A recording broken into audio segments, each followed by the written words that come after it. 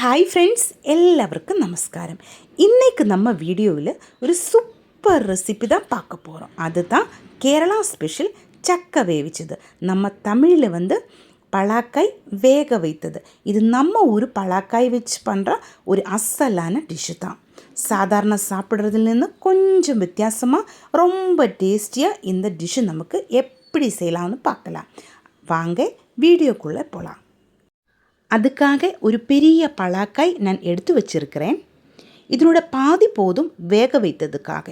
பாதி நமக்கு இன்னும் சில ரெசிபிகள் செய்யலாம். இந்த பலாக்காயை வச்சு சொல்லும்போது இதனோட தோலில் இந்த முள் மாதிரி இருக்கிற இடம் மட்டும்தான் வேஸ்ட்டாக போயிடும். மீதி எல்லாமே நமக்கு யூஸ் பண்ணலாம். அதனுடைய எல்லாம் வீடியோ உங்களுக்காக நான் வர நாள்களில் ஷேர் பண்ணுறேன். பலாக்காய் ரொம்ப சத்தான ஒரு காய் தான். இதனோட பாதி நமக்கு கட் பண்ணி எடுக்கலாம். பாருங்கள், வேக வைத்ததுக்காக இந்த மாதிரி முட்டியாக பலாக்காய் எடுத்துக்கோங்க. இது இந்த கலரில் தான் இருக்கும். அதுக்கப்புறமா நமக்கு இந்த மேலே இருக்கிற மடல் மாற்றி எடுக்கலாம். இது நமக்கு குழம்பு செய்கிறதுக்கு சூப்பராக இருக்கும். அந்த வீடியோ எல்லாம் நான் உங்களுக்காக ஷேர் பண்ணித்தரேன். இதெல்லாம் வேஸ்ட்டில் கொட்டக்கூடாது. எதுவும் இதில் வேஸ்ட்டாக கொட்டுறதுக்கு இல்லை. எல்லாமே யூஸ் பண்ணுறது தான் பலாக்காய். இப்போ பாருங்கள், இது நமக்கு கட் பண்ணி எடுத்து மாற்றி வைக்கலாம். அதுக்கப்புறமா பலாக்காய் சுளையை நமக்கு தனியாக செப்பரேட் பண்ணி எடுக்கலாம். இந்த மடல் நமக்கு கறிக்குழம்பின் டேஸ்ட்டில் சூப்பராகிட்டு ஒரு தீயல் செஞ்செடுக்கலாம். இது நான் இப்போது தீயல் செய்கிறதில்ல. இது ஃப்ரிட்ஜில் வைக்க போகிறேன். அதுக்கப்புறமா தீயல் செய்யும்போது அந்த வீடியோ கண்டிப்பாக நான் உங்களுக்காக ஷேர் பண்ணுறேன். சூப்பர் டேஸ்ட்டாக இருக்கும். பலாக்காய் வேக வைத்ததுக்காக இந்த மாதிரி கட் பண்ணி எடுத்துக்கோங்க. சோளம் மட்டும்தான் நம்ம இந்த மாதிரி கட் பண்ணி எடுக்கணும்.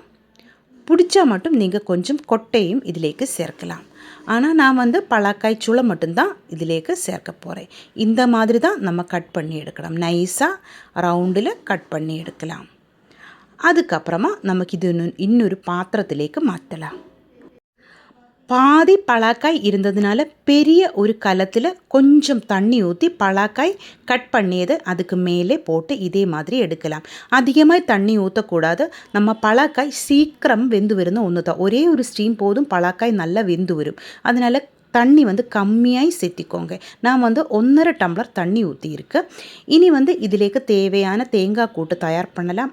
6 பச்சை மிளகாய், தேவையான உப்பு, 1 டீஸ்பூன் மஞ்சள் தூள், 1.5 டீஸ்பூன் சீரகம், 5 பல்லு பூண்டு, இவ்வளவும் நான் இதிலேக்கு சேர்த்தியிருக்கு. சீரகமும் பூண்டும் கொஞ்சம் அதிகமாக சேர்க்கணும். அப்போ தான் நல்ல டேஸ்ட்டாக இருக்கும். இனி இதிலேக்கு தேவையான கறிவேப்பிலை சேர்க்கலாம். அதுக்கப்புறமா நல்லா க்ரஷ் பண்ணி எடுக்கலாம். பின்னாடி ஒரு தேங்காய் தான் நான் இதிலேக்கு சேர்த்தியிருக்கு. பலாக்காய் கொஞ்சம் அதிகம் இருக்கிறதுனால தான் ஒரு தேங்காய் நான் சேர்த்தியிருக்கிறது. நீங்கள் எவ்வளோ பலாக்காய் எடுத்தோ அதுக்கு கரெக்டாக ஆகிற மாதிரி தேங்காய் எடுத்துக்கோங்க. ஆனால் எவ்வளோ தேங்காய் சேர்த்திருந்தாலும் நல்ல டேஸ்ட்டாக இருக்கும். இது லைட்டாக ஒன்று அரைச்சி எடுத்திருக்கு. நல்லா அரைஞ்சி போகக்கூடாது.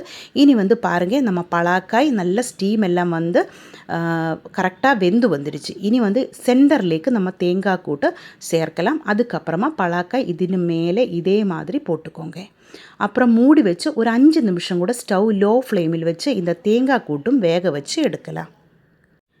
இப்போ பாருங்கள், நம்ம பலாக்காய் நல்லா வெந்து வந்துடுச்சு. நம்ம தேங்காயும் எல்லாம் கரெக்டு பாகத்தில் வெந்து வந்துடுச்சு.